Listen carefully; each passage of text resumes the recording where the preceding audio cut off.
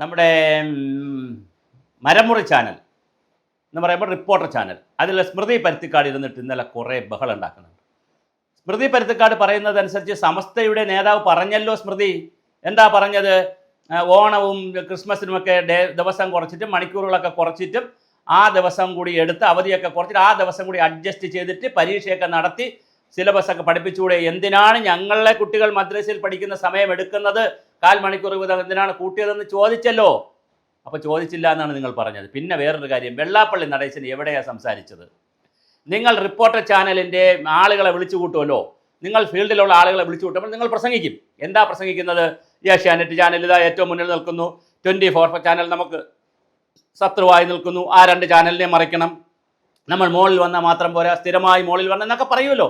അതുപോലെ SNDPയുടെ യോഗത്തിൽ ഹാൾ പ്രോഗ്രാമിൽ വെള്ളാപ്പള്ളി നടേശൻ പറഞ്ഞതാണ്, അവരോട് പറഞ്ഞതാണ്, നമ്മളിങ്ങനെ പോയാൽ നമ്മുടെ സമുദായത്തിന് എണ്ണം കുറവായിരിക്കും, നമ്മുടെ സമുദായത്തിലെ ആളുകൾ തെരഞ്ഞെടുപ്പിന് മത്സരിക്കണം, നമ്മുടെ സമുദായത്തിൽപ്പെട്ട ആളുകൾ ഏത് പാർട്ടിയിൽ നോക്കാതെ, നിങ്ങൾ വിവിധ പാർട്ടിയിലുണ്ടെന്ന് എനിക്കറിയാം, വിവിധ പാർട്ടിയിൽ നിങ്ങൾ മത്സരിക്കണം, പിന്നെ ജനസംഖ്യയുടെ എണ്ണം എടുക്കുമ്പോൾ നമ്മൾ ഹിന്ദുക്കളുടെ എണ്ണം കുറഞ്ഞു വരുന്നു, ഇങ്ങനെ ആകുമ്പോൾ മുസ്ലിങ്ങളുടെ എണ്ണം കുറഞ്ഞു വന്നാൽ നമുക്ക് ഡോമിനേഷൻ കുറഞ്ഞു പോകുമോ?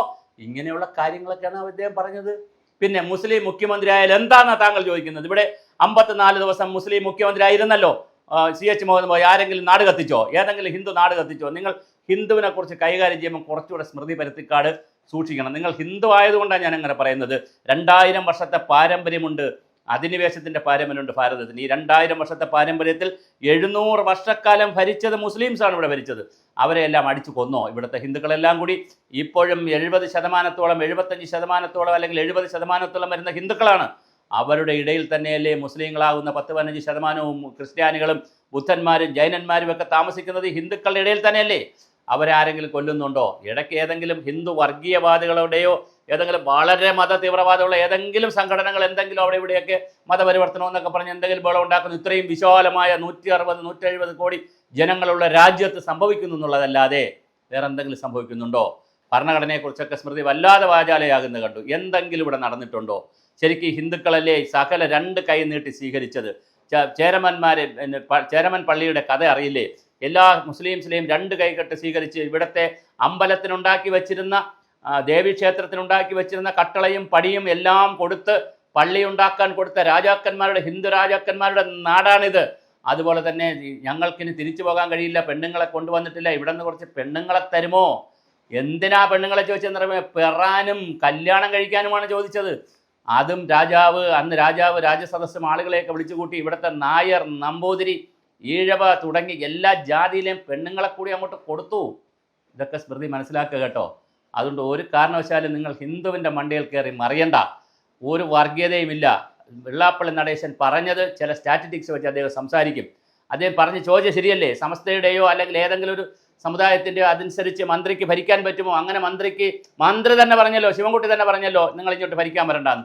അപ്പോൾ വെള്ളാപ്പള്ളി പറയുമ്പോൾ മാത്രം എന്താ പ്രശ്നം? വെള്ളാപ്പള്ളി വർഗീയവാദിയാണ്, ബാക്കി എല്ലാവരും മതേതരവാദികളാണ്. അദ്ദേഹത്തിൻ്റെ ജാതിയുടെ അദ്ദേഹത്തിൻ്റേതായിട്ടുള്ള യോഗത്തിൽ അദ്ദേഹം വിളിച്ചുകൂട്ടി പറയും. അദ്ദേഹത്തിന് അത് പറയാനല്ലേ അദ്ദേഹത്തിന് ഇരുത്തിയിരിക്കുന്നത്. അല്ലാതെ ലോകാ സമസ്ത സുഖിനോ ഭവന്തു എന്ന് പറയുന്ന കാര്യം മാത്രം പറഞ്ഞ് ഹരഹര ശിവശങ്കര വിളിക്കാനല്ല SNDPയുടെ യോഗം ചേരുന്നത്. NSSൻ്റെ യോഗം എന്തിനാണ് ചേരുന്നത്? ലീഗിൻ്റെ യോഗം എന്തിനാണ് ചേരുന്നത്? ക്രിസ്ത്യാനികളുടെ യോഗം എന്തിനാണ് പള്ളിയിൽ ചേരുന്നത്? സ്വാഭാവികമായും അവരുടെ ജാതിക്ക്, അവരുടെ മതത്തിന് സമൂഹത്തിലുണ്ടാകുന്ന കുറവുകൾ, അധികാര സ്ഥാനങ്ങൾ പിടിച്ചെടുക്കാനുള്ള കാര്യങ്ങൾ, പദവികൾ നേടിയെടുക്കുന്ന ഇത് തന്നെയായിരിക്കും അവർ ചർച്ച ചെയ്യുന്നത്. പഞ്ചായത്ത് രാജ് സ്ഥാപനത്തിൽ പരമാവധി ആളുകളെ കയറ്റുന്ന കാര്യം ഇതൊക്കെ തന്നെയായിരിക്കും അവർ ചർച്ച ചെയ്യുന്നത്. അതിനെന്താ തെറ്റ് പറയാൻ പറ്റുക? അതിനും ഒരു അടുപ്പൂട്ടി ചർച്ച, അതിനെയും വിളിച്ചെടുത്ത് വീഴുന്നു. എന്താണ് താങ്കളുടെയൊക്കെ മുത്തശ്ശനാവാനുള്ള പ്രായമില്ലേ? ആ പ്രായമുള്ള മനുഷ്യനെയൊക്കെ വെള്ളപ്പള്ളി എന്നൊക്കെ അങ്ങ് വിളിക്കണം കണ്ടാൽ തോന്നും നമുക്കെന്തോ അച്ചാരം കിട്ടിയതുപോലെ. എന്തൊരു നാണക്കേടാണ് സ്മൃതി പരുത്തിക്കാട്. ഞാൻ വ്യക്തിയല്ല പറയുന്നത്, നിങ്ങളോടുള്ള മാഡം എല്ലാ റെസ്പെക്റ്റ് നിലനിർത്തി പറയട്ടെ, ഇത് ചാനൽ പ്രവർത്തനമല്ല, മീഡിയ പ്രവർത്തനമല്ല, ഇതൊരു തരം അധമ പ്രവർത്തനമാണ്. സമുദായ നേതാക്കളെ, സമുദായ ആചാര്യന്മാരെയൊക്കെ തെറി പറയുക എന്നുള്ളത് ഈ മന്നത്ത് പത്മനാഭനും ശ്രീനാരായണ ഗുരുദേവനും തുടങ്ങിയ ഒരുപാട് ആളുകൾ, ചട്ടമ്പി സ്വാമികളും തുടങ്ങിയ മതത്തിൽ വിശ്വസിച്ച, ജാതിയിൽ വിശ്വസിച്ച, അല്ലെങ്കിൽ അതിനകത്ത് പ്രവർത്തിച്ച ആളുകൾ തന്നെയാണ് ഇവിടെ മാറ്റങ്ങൾ കൊണ്ടുവന്നത്. അല്ലാതെ ഒരു ചാനലുമല്ല, ഒരു സ്മൃതി പരുത്തിക്കാടുമല്ല. അതുകൊണ്ട് കുറച്ചുകൂടി പക്വതയോടുകൂടി, മാന്യതയോടുകൂടി, ബഹുമാനം നൽകി സംസാരിക്കാം. ബാക്കി നിങ്ങളുടെ മെരിറ്റിലോ കണ്ടന്റിലോ എനിക്ക് അഭിപ്രായമില്ല. പക്ഷേ താങ്കളുടെ ഭാഷ അതിക്രൂരമാണ്. അത് പറഞ്ഞിട്ടും താങ്കൾക്ക് ആരോഗ്യത്തോടുകൂടി പിറ്റേ ദിവസവും റിപ്പോർട്ടർ ചാനലിൽ വണ്ടിയിൽ കാറിൽ പോകാൻ കഴിയുന്നത് ഇത് ഹിന്ദുക്കളുടെ നാടായതുകൊണ്ടാണ്. അതുകൂടി സ്മൃതി അറിഞ്ഞിരിക്കുക.